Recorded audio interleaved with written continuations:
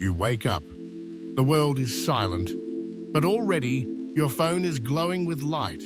A small rectangle illuminating the darkness, demanding your attention. Before your feet even touch the floor, you're pulled into a current of notifications, messages, headlines. You check everything, quickly, instinctively, scrolling through memes, updates, people smiling, people shouting, people living their lives in little squares and stories. And then you set the phone down. For a brief, quiet moment, you feel nothing.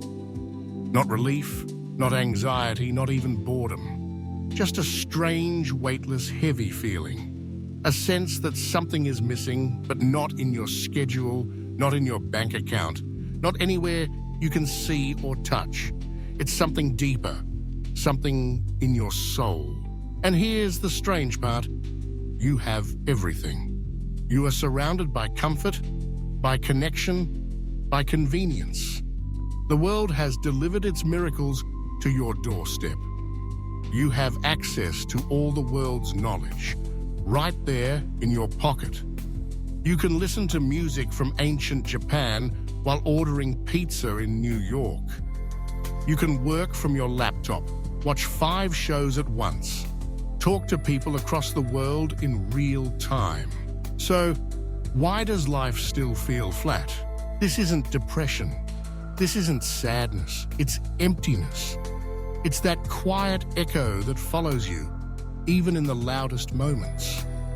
The emptiness isn't a hole in your life exactly. It's a kind of static, a background hum that never really fades. It lingers, persistent and soft, reminding you that something essential has slipped out of reach. Over a century ago, Friedrich Nietzsche warned us about this feeling. In a world where people still rode horses and lit candles, he looked ahead and saw us. Not our technology, not our trends, but our condition. He saw a world where the old gods were dying, where traditions were cracking, where meaning itself was beginning to vanish. He called it what it was: nihilism, the slow erosion of belief, direction, and purpose. Nietzsche didn't hate progress. He didn't hate science or reason. What he feared was hollowness. He feared that once we tore down the old values, religion, honor, duty, we'd replace them with nothing. No new North Star, just motion, distraction, numbness. And now, here we are. A society constantly moving, but rarely going anywhere that matters. We call it burnout. We call it doom scrolling. We joke about having an existential crisis at 3 a.m. But behind every meme, every punchline, is a question we don't want to ask out loud. What's the point of all this? You can chase followers. You can climb career ladders. You can fill your home with stuff, your time with content, your plate with food. But if you're not living for something larger than yourself, everything starts to feel meaningless. Nietzsche didn't say these things to discourage us. He said them to wake us up. He wrote, "God is dead." But the point wasn't that God literally died. It was that we, modern humans, no longer truly believed. And without belief, the foundation beneath our moral compass started to crack. In the past, people didn't wonder what their life meant. They knew. They were born into stories, religious, cultural, ancestral. Stories that told them who they were and what they were here to do. Now, those stories are gone, and in their place, brands, hashtags, ambition dressed as self-care, consumption pretending to be connection. And this is where it gets dangerous. Because a world full of everything can still leave you feeling like nothing. The shelves are full, the screens are bright, but the soul is hungry. The more we try to fill the silence, the louder it grows. Nietzsche said, "When you stare into the abyss, the abyss stares us back. He understood that once we remove all external sources of meaning, we're left face to face with ourselves. And most people don't like what they see. So we hide. Behind jobs, behind relationships, behind screens. We distract ourselves so we don't have to ask the deeper question, who am I without all this? But Nietzsche didn't want us to stop there. He introduced a radical idea, the Übermensch, the overman. Not a superhero, not a perfect human, but someone who doesn't inherit meaning. Someone who creates it. The Übermensch is the one who looks into the abyss and builds a bridge across it, who takes the chaos and turns it into art, who says, there is no path, so I will make my own. Wasn't egoism, this wasn't selfishness, it was responsibility.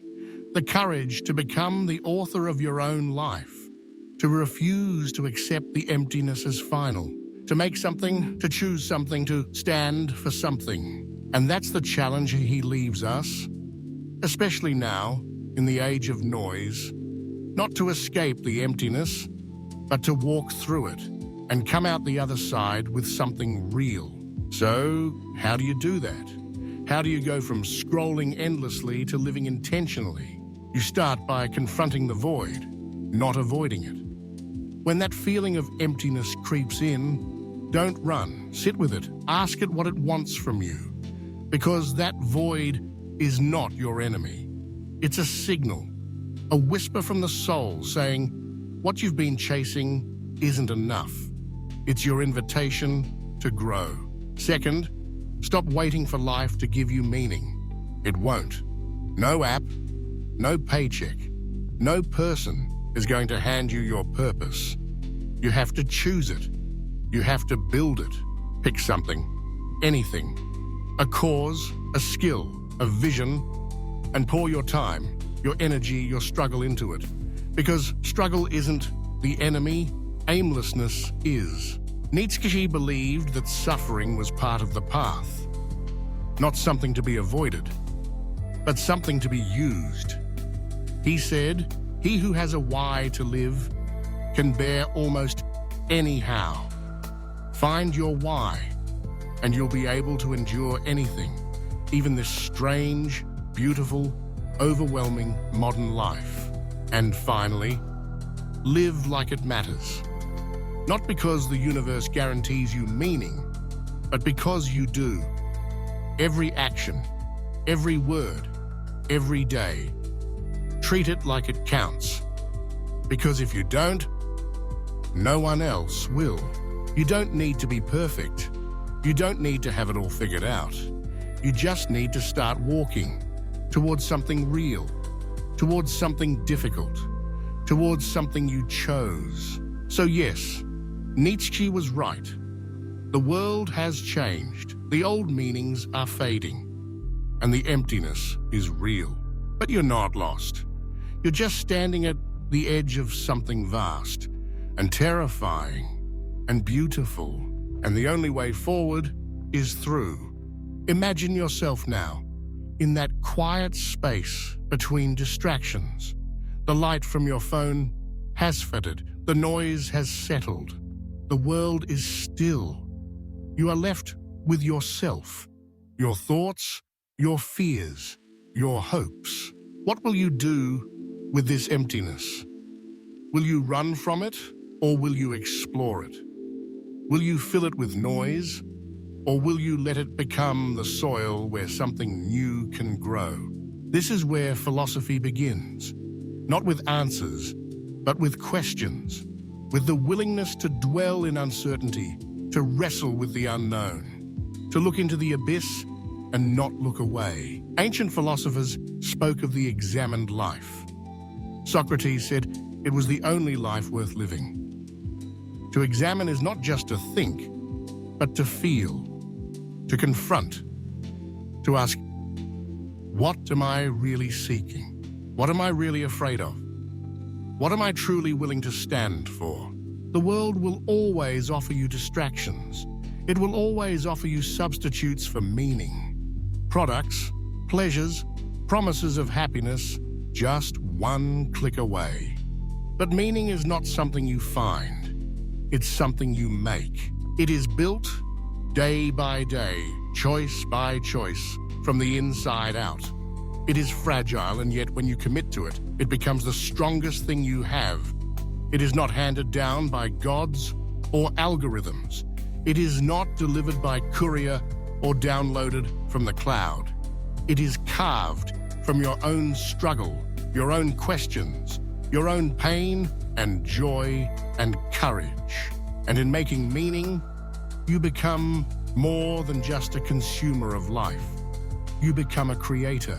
You are not just here to pass the time. You are here to shape it, to turn your days into a story that's worth telling, even if only to yourself. This is the promise and the burden of freedom. Without the old stories, you are free to invent your own. But with that freedom comes the responsibility to choose to act, to risk. There will be days when the emptiness feels overwhelming, when the void seems too vast to cross, when doubt whispers that it would be easier to give up, to go back to scrolling, to let the world choose for you. But you are not alone in this. Every person you admire, every artist, every thinker, every hero has walked through the emptiness. They have faced the abyss. They have chosen to build, to create, to believe, not because they were certain, but because they were willing. You can be willing too. You can choose to make art from the chaos, to build bridges where there are none, to seek truth even when it hurts. You can choose to care even when the world tells you not to. You can choose to be kind, to be curious, to be brave, and in doing so you create your own meaning. You become the author of your life. This is the challenge Nietzsche gave us, and it is more urgent now than ever. The old gods are gone. The old stories are fading. But the possibility of meaning remains. Not out there, waiting to be found, but here, within you, waiting to be made. So, as you move through your days, as you face the noise and the silence, the comfort and the emptiness, remember this: you are not here by accident. You are not here to be a passive observer. You are here to create, to choose, to live. The emptiness is not your enemy. It is your invitation. Step into it, face it, and build something that matters. Not because the world owes you meaning, but because you are willing to give meaning to the world. This is your life. This is your story. And the only way forward is through. If this video bent your mind, share your thoughts in the comments. Like and share with your fellow philosophers. If you want to explore more mind benders, hit that subscribe button.